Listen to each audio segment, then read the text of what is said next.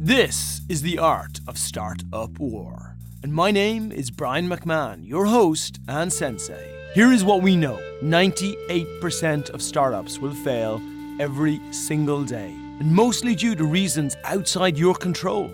The Expert Dojo Startup Accelerator, we look to even up the playing field by sitting down with the greatest minds in startup investment, right here in our studio in Silicon Beach, where we look to shine a light on your path to success. Now, our guests each week have invested millions of dollars into startups and are the most respected investors in the world. Now, they share all they know with you, the listener. So join us on Tuesday mornings at 10 o'clock Pacific Standard Time, starting off your week winning the war against startup failure.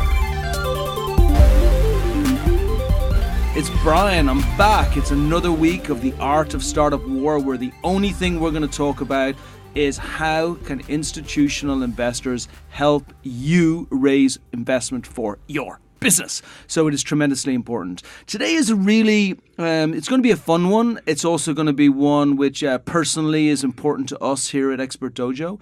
We've done 50 or 60 of these now, and every single podcast we do, we bring in outside investors to talk about their experience, where they've been, what they've done, what makes a good startup, and what gives them, or gives you really, a better opportunity in them investing in a company like you. But today, we are going to talk about the Expert Dojo Fund. And I'm going to bring in not just a good friend of mine, but someone who's being really important in actually helping create the type of fund that we wanted here at Expert Dojo. So we're going to talk all about, because I know a lot of you are going, whoa, Brian, you guys have got a fund? You're investing money? Yes, we are. And I'm going to talk about all of it today, and Alex's as well. But firstly, I want to introduce you to a man who has been quietly, but from a very high impact level in the institutional investment stage for many, many, many years, most of those over at the pond, over in Britain. Alex Kisson, welcome. Thank you very much, Brian. I'm not sure many is the right description. You're an old guy too. I like to bring as many people into the old guy frame as I possibly can. I'm fighting it as hard as possible. Yeah. Mate, you've had your fair share of startups, right? Can you talk a little bit about what you went through in the UK, what brought you into the investment space? What do you love about it? And all those things. And then we'll go a little bit deeper into what makes a great startup for you from an investment perspective. So I'll start right at the beginning. I went to college in the US and started with an institutional investor here in the US and decided very quickly that that's not something that I really enjoyed doing. So I headed back to the UK. Why not? It was the whole ethos of the company. It was the way they presented themselves and the machismo that surrounded it. And it was an old boys club. And I felt that it was an archaic way to represent what it was that money did for new companies and what it is that money was supposed to do. Interesting. So ended up heading back to the UK and was lucky enough to found a little biomass company where we were shipping biomass from the US to the UK to sell to some of the biggest power producers in the UK. And this was in the early days of very heavily subsidized renewable energy. And it was my first taste of being a founder.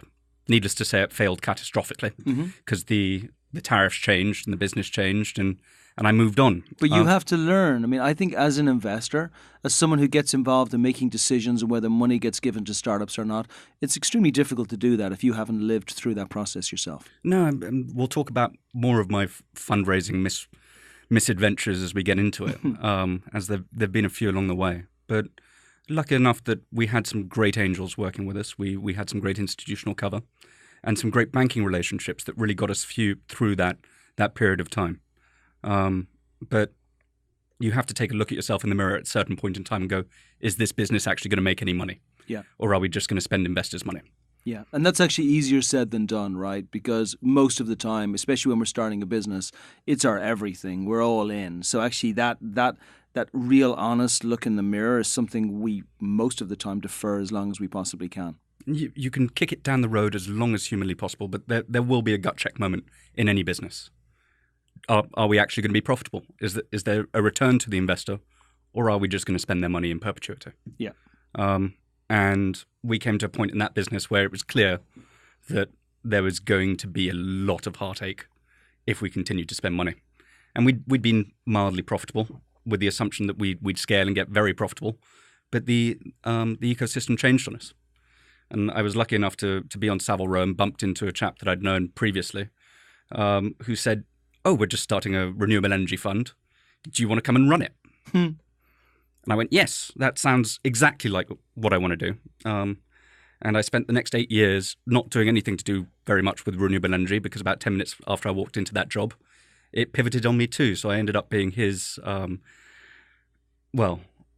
associate, his personal associate for the next 8 years, which was a great learning experience. So I got to travel all over the emerging markets and did things from oil and gas and gold mines and wonderful stuff in that area to early stage venture investing. So a wide breadth of stuff until about 2015, 2016. But was that an accelerator or was it a fund? Or what's the difference between both? This was actually a family office. And Right. It was a family office that had a private equity arm and a VC arm. And it was run by two brothers, one in Russia, one in the UK, and their father, who was still based in India. So it was an emerging markets focused fund. Yeah, and I love the fact that it's a family office because they are so incredibly difficult to find for startups. Like, nobody knows where they are, but there is so much money coming from the family office network to the startup ecosystem, right? Very much so. The other thing that's hard to define is what it is that a family office does, because there isn't a boilerplate family office model. They're all run by families, and as all families have, they have their own idiosyncrasies. Yeah. And their own ambitions for how they deploy their capital. The only thing that is universal is they want the capital to grow. Yeah. So yes, a lot more family offices are playing in the very early space. You'll find them acting as angels or anchors in angel syndicates quite often. Right. So they can be found in places like AngelList and Crunchbase and within the investments that have been made into possibly more successful companies already. Often disguising themselves as individuals. Right. Often fronted by a single individual who's an angel investor. Right, okay. And usually they're doing something that they're passionate about. That angels don't get into... Because they have the money, right? The family offices, I think maybe the difference between a family office and just a normal angel is the normal angel desperately wants to make as many multiples as they possibly can because they either want to prove themselves or they need to make the money or they want to improve while a family office, they already have a bunch of money. They just don't want to lose it. I always like Is that good? I always like to describe it as they want something to talk about over dinner. Okay. That's why family offices get into this space, because they're passionate about something. They're passionate either about the product, the investor pool that's already in there, or the founder. And they want to be able to talk to their family about it at dinner. They want to be able to talk to their friends about it at dinner and say, "I'm supporting this. This is what I'm into." And it's a lot of older men with white hair, effectively. Yeah, yeah. And did they invest, the family office you were with, were the investment decisions you were making I know that was across the board in different industries, but what type of stage was it at? And what made a great investment versus a terrible investment? Oh, we got into very mature businesses. That was the principal driver for the company. We got into oil fields, we got into gold mines, big businesses. But at the same time, we were first money into a bunch of very early stage stuff, which I found exciting. And what if you're an early stage entrepreneur and you're listening right now and you're thinking, whoa, what made those few early stage companies special rather than anything else that you'd been looking at? What would you say? It was the sectors, and largely we were very early in the charity sector. So I won't mention the name of the company, but there was a company that we invested in the UK that allowed you to support charities online. And it was something that was very close to the family's heart. They had their own foundation, and they wanted to be able to build a digital platform in order to expand on that same ideology. Nice. And they wanted to be part of that. So when the founder came along, I think it was more of a matter of please take my money than being convinced to the fact that this was an area that they wanted to be in. Yeah. And it just so happened that timing was just perfect. The timing was perfect. The conversations were organic because they happened to be going to the same sorts of events. They happened to be interested in the same things and share the same ideology. So I'd love to say that there was a method as to how you go out and find these people, but how you go out and find family offices specifically and how you find angel investors and family offices. But realistically, it's, do our morals align? Do our ideologies align? Are we doing the same things Are we in the same circles? And you as a founder can probably find yourself quite close to a lot of people like that if you are honest with yourself and go and pursue the things that you're really passionate about. That you'll find the people who are supportive of those arenas around you anyway. Yeah. So that was my first intro into early stage venture. Lovely. I was then conned by a mate of mine who was one of the founders of an equity crowdfunding platform in the UK to come and join him. And it was at the very inception of equity crowdfunding in the UK. We were number 3 and there were probably 4 players in the market. You'll know the top 2, which were Crowdcube and Seeders, and we were probably a number 3 at that point in time in terms of number of deals we'd done and the size of the investments that we'd made. And we found very quickly that we were very, very good at doing alcohol products. So we did a couple of beers, we did gin company, we did English wine, and we did it all over the platform. We found out that realistically we were actually running an Angels Club. Yeah, you were. It's what many of them are, really. Just a very, very well put together Angels Club where the Angels just get a lot more information than they normally would. I like that. I don't often hear it called that, but it's absolutely that. Yeah, and we're spending a lot of time on angel education. And you'll hear all the Angels Clubs going, well, we perfected our angel education program, and we get them trained to such an extent that they're willing to pay us money for us to bring them deals. Well, we didn't get there.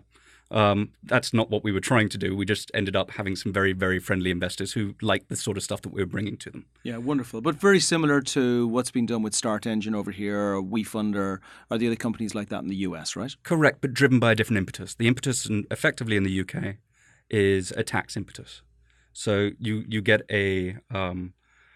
with Seed Enterprise Investment Scheme and the Enterprise Investment Scheme in the UK, you get a backhanded tax subsidy for your investment, which means that you're downside protected and that the voting rights and everything else that's incumbent on equity crowdfunding are less important to them, and the return on investment isn't as important to them as it is here. So the environment is different, but the concept is exactly the same. Yeah, and for any government officials who are listening to this podcast, it's extremely important. What they did over in the UK with giving these tax incentives to people who otherwise would not have invested into early stage startup was it was a stimuli for the whole startup ecosystem who got investors into their businesses they wouldn't normally have got, right? And then they got investors in who didn't freak out every time the startup didn't go exactly the way it was supposed to, because most of it was a tax break anyway. It was a wonderful way to encourage patient capital. Yeah.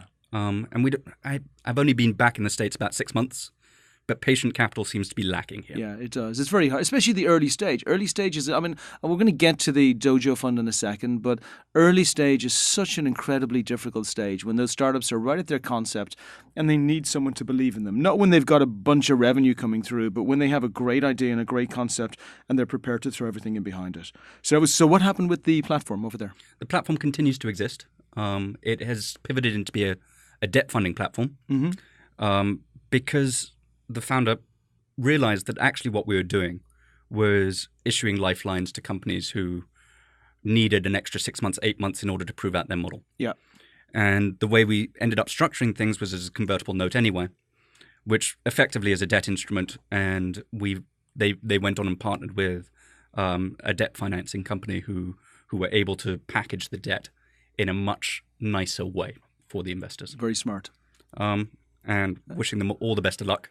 And hopefully we'll see them again in the news shortly. And then what was next? So now you've had the early stage, you've had the international companies, you've had later stage, you've had those unique family office love affairs with the early stage folks in there too, and now you've gone into equity crowdfunding.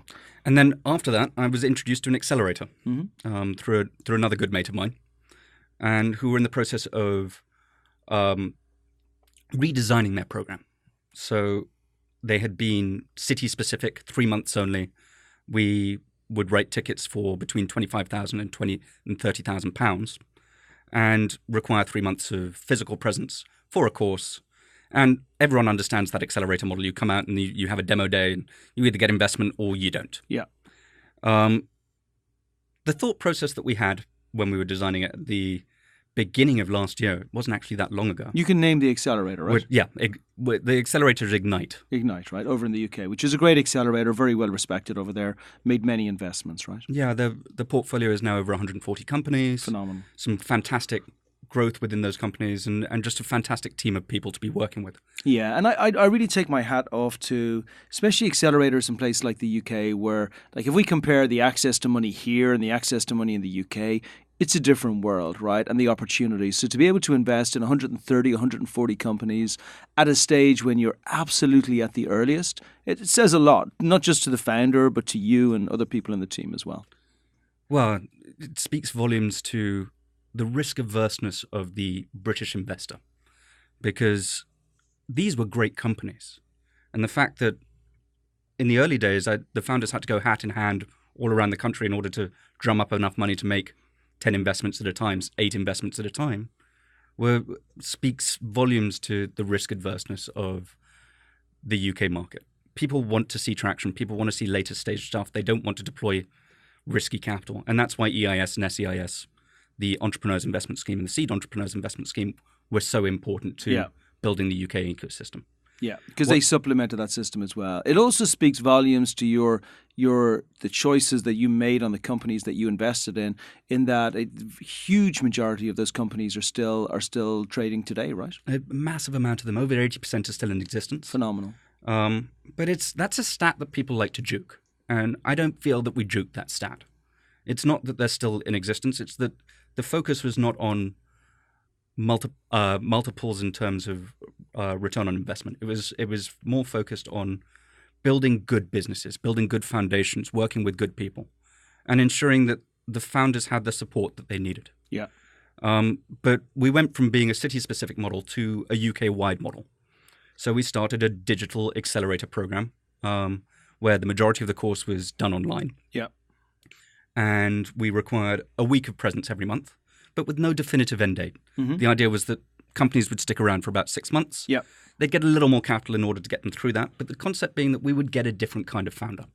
We would get people who were coming out of their first careers, second careers, mothers, people who were a little more mature and had some of the ups and downs that founders are going to experience throughout their life anyway. Yeah. But they'd got a few of those bumps under their belt already. And we did. We found a really, really interesting cohort of people to invest in.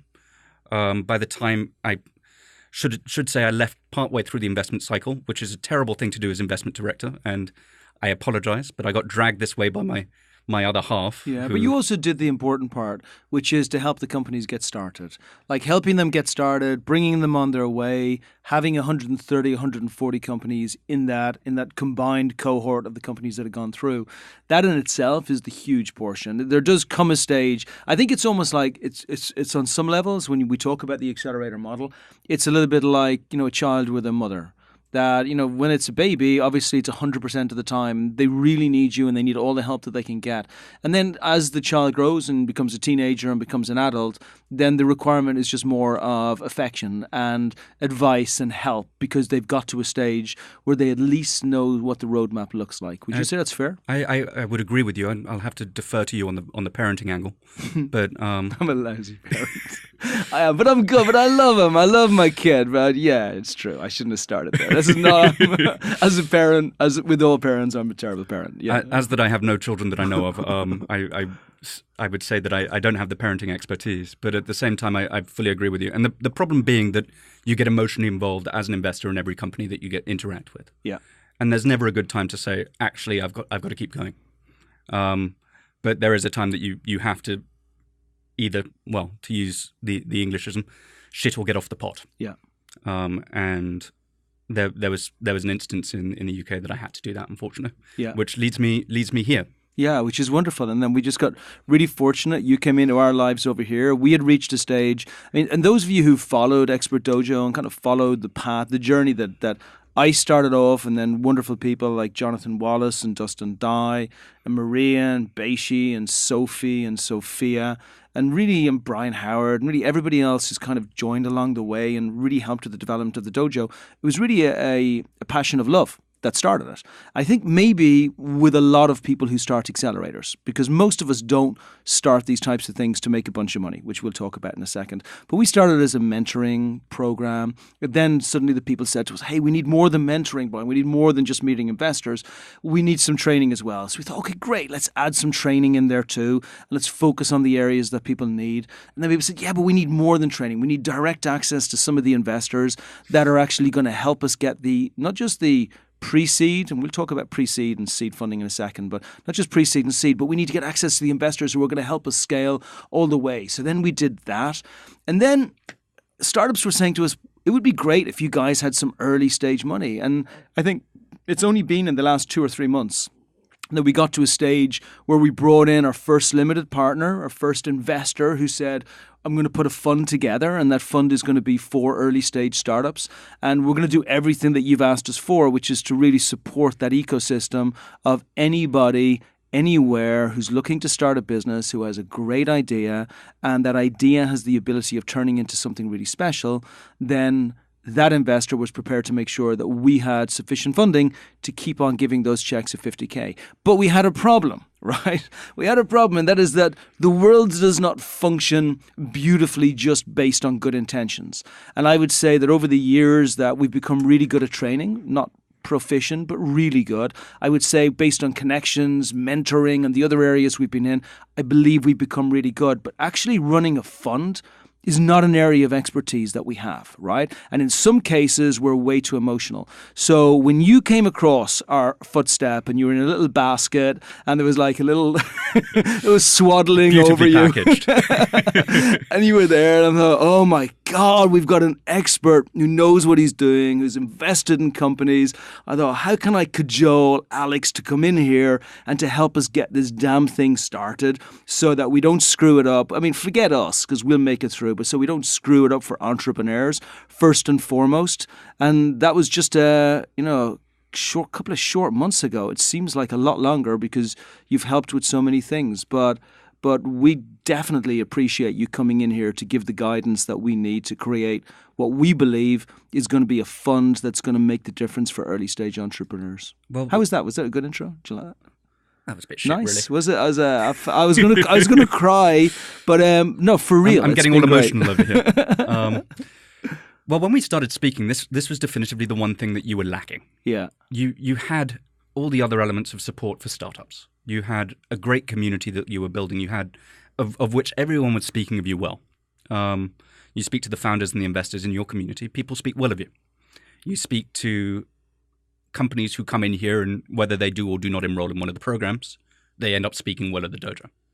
And the one thing that was lacking was the ability for Dojo to organically support the companies that came in here.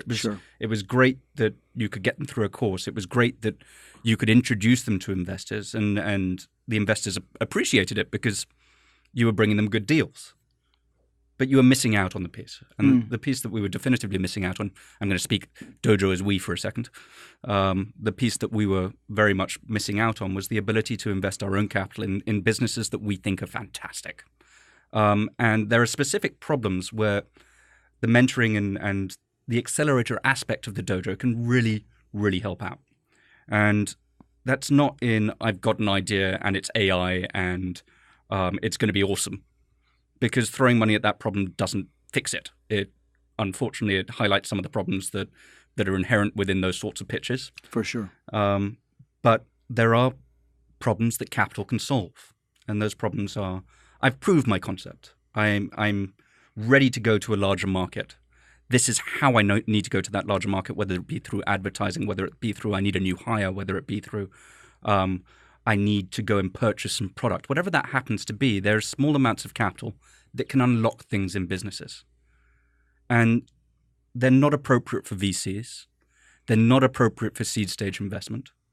And they're probably just a little out of the wheelhouse of angels. So that's the gap that we're looking to aim for with the Dojo Fund. How can we unlock your problems? How can a little coaching, a lot of community, and all the foundations of the business be enhanced with a little bit of capital? Yeah. And that's what we've been speaking about with the Dojo Fund. That's why we're excited to get involved coming up at Tech Day with what they're doing there. It's exciting what you're doing in Tech Day. Everything you're pulling together on that. Can you speak a little bit about that? What we're going to be doing with LA and how LA are going to go against London. We're going to pull out the best startup. So we've opened up a pitch competition, and it's now called the Ultimate Pitching Competition, and we're launching it at Tech Day this year with a huge amount of support from the team there, who are a lovely group of people, and anyone happens to encounter them should go and spend as much time with them as humanly possible. Yeah, one of the top tech events in the US, I would say, at least for early stage technology, right? That's what I'm led to believe. I'm really looking forward to my first Tech Day. Yeah, you'll love it. 20,000 people. They turn up here in LA. They do the same thing in New York. They support the very, very, very earliest of the tech businesses. They give really good value booths, and I mean that. Like, where else can you go to a conference, have a booth, be in front of that many people, including investors and startups and all kinds of service providers for a couple of $100? Like, it just doesn't exist. And the quality of exhibitors was just fantastic. That's part of what got us so excited about it. So we're going to be doing a pitching competition at Tech Day this year for a term sheet for $50,000. So that's going to be split between Tech Day LA, which is the end of September, and Tech Day London, which is the end of October. So we're still narrowing down the amount of pitches that we're going to have because we're still open to applications, but it's going to be no less than 15, 20 odd pitches. Yeah. Culminating in a final here in LA. Love it. And then we're going to do exactly the same thing in London. And those two finalists one of them will end up with a 50K term sheet from us. Beautiful. The judging panel will consist of investors that we have here in the US. And it's going to be pitching directly against an investor. It's going to be, I'm not going to say Dragon's Den or Shark Tank because it's not that. Yeah. But it really plugs into the ethos of what we believe here at the Dojo, that training is one element, but actually going out there and competing and speaking to people and testing your ideas. And what I've come to frame in my mind as sparring is really quite important in how you understand your business and how you grow your business. So we're trying to do that in a live format at Tech Day here. Beautiful. And we're trying to make it some fun as well, right? So that the startups can get out there, can actually get into a fun environment, can start taking some of these places they would have gone to and walk away with some real cash at the end of it that they can do something with to grow their business. Well, the fun bit for me is learning about everyone's business. And I understand there's an entertainment angle as well, but I'm easily entertained by speaking through businesses with people. So I tend to forget about it. But there's going to be a ring. We're going to have an investor versus startups, a founder, nice, or the startup. If they want to bring, if they want to bring their whole team in at the same time, they're very welcome to tag team an investor. Yeah, with a ref in the ring who will be giving questions, making sure that we hold to our timelines, making sure that this is sort of civilized, at the same time as being absolute chaos. So. Over the 2 days of Tech Day here, it's 2 days, isn't it? Yeah. I tend to forget. Oh, it's 1 day, full day. Sorry. One full day, but 1 full day in LA, 1 full day in I'm merging both London. into my mind as a single event. Yeah.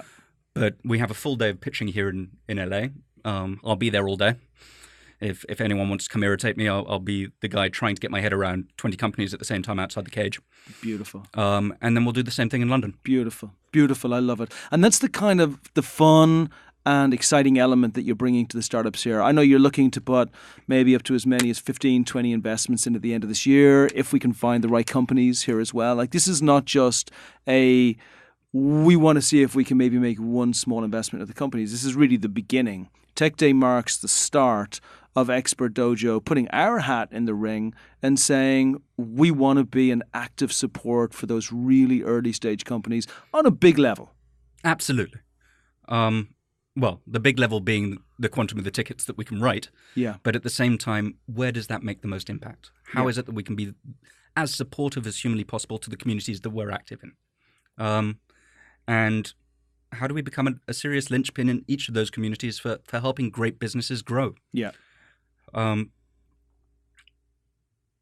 think the support network, which is here already, the community that's here already in the dojo, has been doing a great job of that. But we'd very much like to be more active in supporting founders to get to that next step, to make sure that they have the runway in order to raise their proper seed or pre-seed round, to cross that funding gap between I've been self-funding this, I've been sweating at it, to I can raise some real money now. Okay, so let's get to the juicy stuff. You're going to be the man behind the curtain. Many of the investments, well, all of the investments, you have final say on whether we do them or whether we don't. Just so if anybody out here just wants to know who to blame, it's Alex, and that's Kiss, which is K. No, but can you tell us? And my email address is. But can you tell, what is it that now makes a great startup? So you're looking at these startups. We know it's really early stage. It's not like you're going to look at their profit and loss account or their revenue account and say, no, because we don't have revenue accounts. Most of them are concepts, are market validated ideas that actually show what they're going to do. How do you weed through, firstly, the applications to pick the ones that you want to see? And secondly, when you're with people, what makes those decisions easier for you to choose one over another? I am going to sound like... And I'll just shut up now for an hour. I'm going to sound like every other investor that you've had in this booth, which is it's generally founder first. It's generally driven by the passion of the individual who's driving a project, because we're so early that most people will have an MVP of some description. Yeah, minimum viable product, yep. But it's likely to change entirely before it comes to market. Is the founder willing to pivot? Are they willing to think through things in ways and be challenged and open their mind up to the different possibilities that exist within the space that they're trying to dominate? Are they? I like niches. I really like niches. If a founder comes to me and says, there's this wonderful little space that's been completely forgotten about in social networks. I hate social networks because they're overpopulated. But if there's a wonderful little niche in them that we've completely forgotten about, I suddenly get really excited about it. And when they're doing their application, obviously it's really hard in your application for people to be able to see that. So how do you showcase yourself in a way that you as the investor are going to look at them and say, yes, this company, is it in the video or is it in... It's between the video and the pitch deck. The video gets me excited. If I watch the video and I'm excited, I'm going to pay more attention to your pitch deck. Right. The reality is at this stage, things are so early that what I want to see is that people have actually defined what their product is and who's going to go acquire that product, who their customer is. And often people focus so much on the delivery of their product, how it gets to their customer, that they forget what they're selling and who's going to buy it. So if there's no route to revenue, I don't think we're the right people to help you. There are plenty of products out there that have launched without any route to revenue. Yeah, but you obviously believe that if you launch without route to revenue, then possibly... I mean, you're not. I don't want to say you're not the smartest person, but route to revenue is everything. And I'll tell you why I really resonate with what you're talking about. There's nothing worse for me of everything else in startup. There's nothing worse than hope, right? That tiny glimmer of hope that you get every single day. That's just in between you making enough money to scrape through that day and actually having a company that can scale because people see it can scale. And a lot of the time that hope is just there because of the absence of a proper milestone map or a proper revenue or cash flow or user projection which you can measure against. Because if you have a route to revenue, as you say, or a route to users, if it's a user-driven platform, then you're measuring against that route to users on a daily basis. And you never have to worry about the glimmer of hope because you're either hitting your route or your roadmap or you're not. But if you don't have that in the first place, then all you're doing is hoping that today is going to be a good day, right? Entirely correct. And every founder is passionate about the business that they're launching. No one would waste their time doing something they're not passionate about. The problem is you get a bit lost in the weeds. And you get so focused on how it is that you deliver your product to someone, whether it be through really cool AI that you're putting in place or using the blockchain or issuing a security token of some description. It's all great, but none of it is actually your product. Unless you're building an AI, in which case come speak to me because that's a very cool space. Yeah. But you understand that's what you're selling. Yeah. I hear every day when people come in here or people send a video through, I'm building this really, really cool product to sell pencils, but it's got AI. You're loading cost onto your initial pencil with something you don't need. Yeah. Make it as lean as possible. Prove it works. Prove that there's a customer out there willing to pay for it. Prove that the market exists for what it is that you're selling before you load cost into it, before you try and test what it is that the market will bear. The first thing you have to do is is prove that the market exists. So what you're saying, what I'm hearing all the way through this interview is validate, validate, validate, validate, validate, validate, validate. Like, don't, hypotheses are great, but actually you can validate pretty much everything just by being the wizard behind the curtain for a little while. Even if it's not built, you can still validate whether people are going to use it or buy it or not. And that's as easy as going out there and trying to sell it directly one-to-one to someone on the street. Yeah. It's not, you don't have to have a functioning website. You don't have to have all the bells and whistles. You don't have to have a fancy marketing platform, unless any of that is your business, in order to sell someone a product. Yeah, because you're going to be looking for the same thing that every other investor looks for, which is a product which has the highest likelihood of being successful based on the money that you put into that product, right? And that's all. And the more that they can show you that by showing at least that they've gone down the road of validation, whether it's validating the idea or the concept or the sales or the product itself, like all of that is just additional proof that they're going to be the one. The only thing that cash is gasoline. And if you're pouring it on a trash fire, you're just making a bigger fire.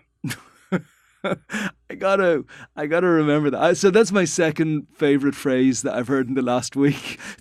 My first favorite phrase is if they're hang a second, people will be okay with famine if they're facing death. What was it?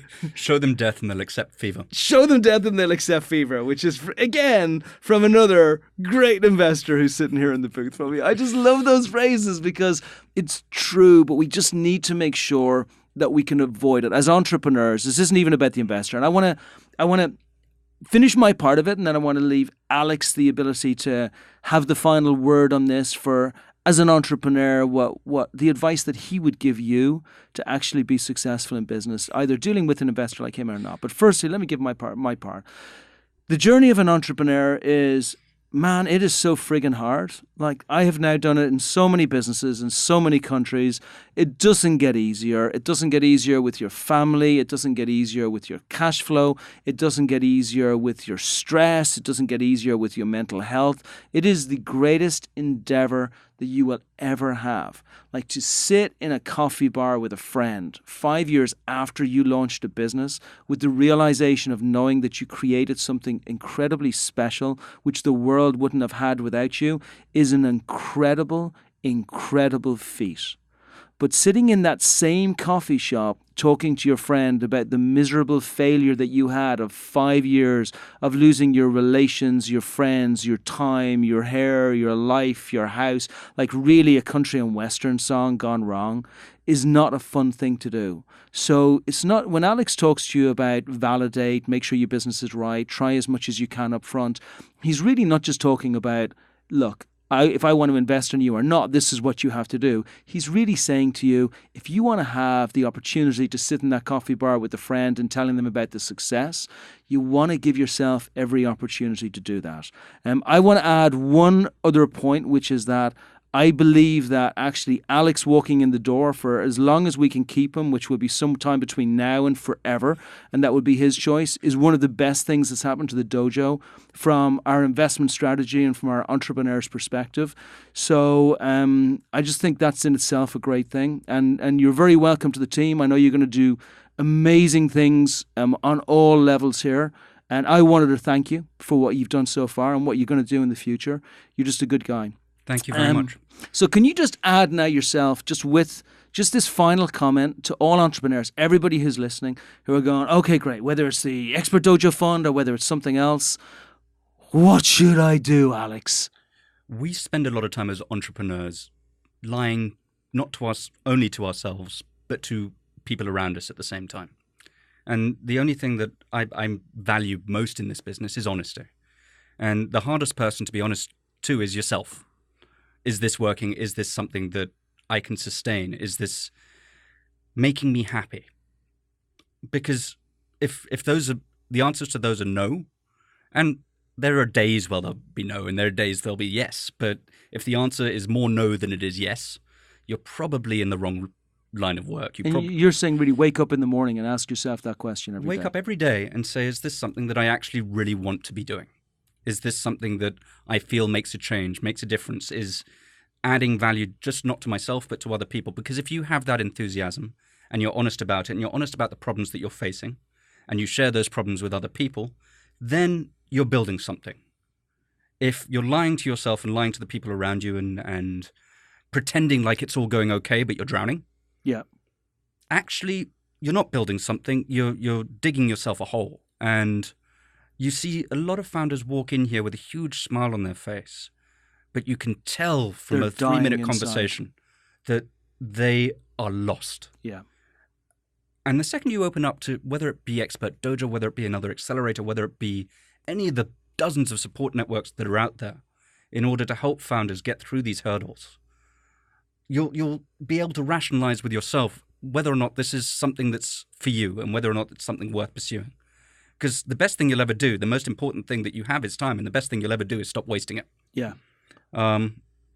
At the same time, I'm not telling any founder they're wasting their time. No, I love that. I love that, though. Wake up every single morning and rather than optimistically just running at the light, question yourself as to what you need to do to make sure that you can reach that light and whether it is actually reachable. And what the hurdles are in order to get you there. Yeah. I love it. Brilliant. So listen, how can everybody contact you, whether it's to do with the Expert Dojo Fund or just general advice and investment?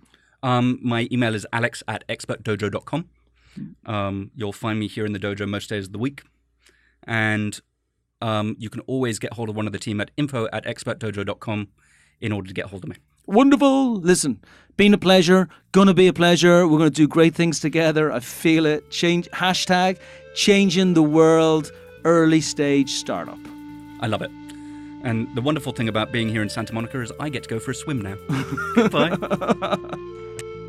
Thanks for joining us. If you know any other entrepreneur equally ambitious as you, then share this podcast by paying it forward to other entrepreneurs who are building your own army. Now, as always, our website, expertdojo.com, is packed with information to help you grow your business, find investment, and train for victory. We also walk our talk and invest in startups every year in our accelerator here in Silicon Beach.